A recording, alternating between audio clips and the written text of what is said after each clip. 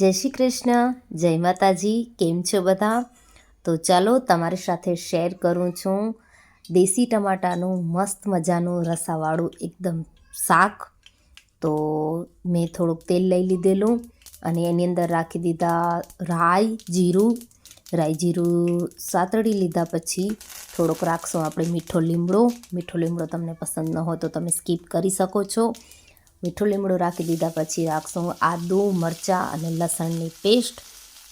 એને સારી રીતે સાંતળી લેવાની.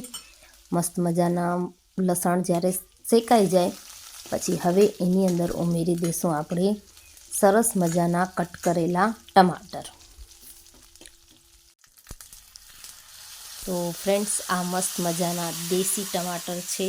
નાના નાના એકદમ ખટ મીઠા આવે, ફૂલ મીઠા ન હોય ને ફૂલ ખાટા પણ ન હોય. બહુ મસ્ત શાક થાય.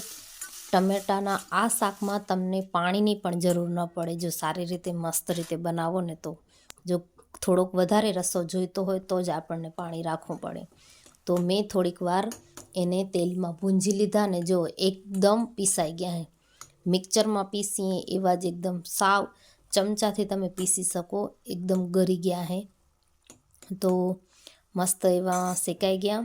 હવે આપણે આની અંદર ઉમેરીશું બધો જ મસાલો તમે તમારી ઈચ્છા મુજબ, તમે તમારા ટેસ્ટ મુજબ લઈ શકો છો.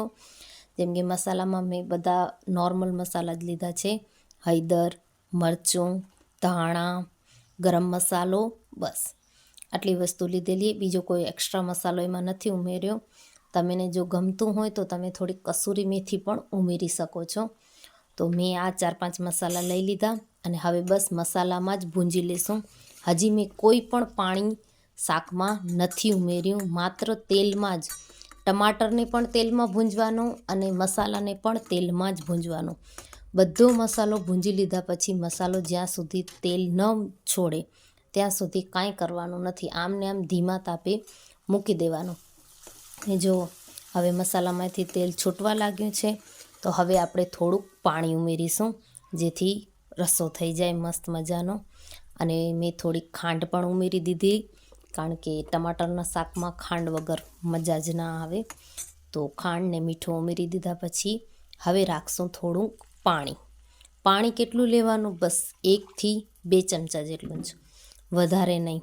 ને મસ્ત મજાનું રસાવાળું ટમાટરનું શાક તૈયાર થઈ જશે.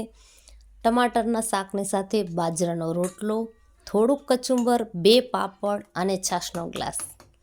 શું મજા આવી જાય. તો ફ્રેન્ડ્સ, તમે પણ જરૂરથી બનાવજો આ શાક. હવે શાકને થોડીક વાર માટે ચડવા દેશું.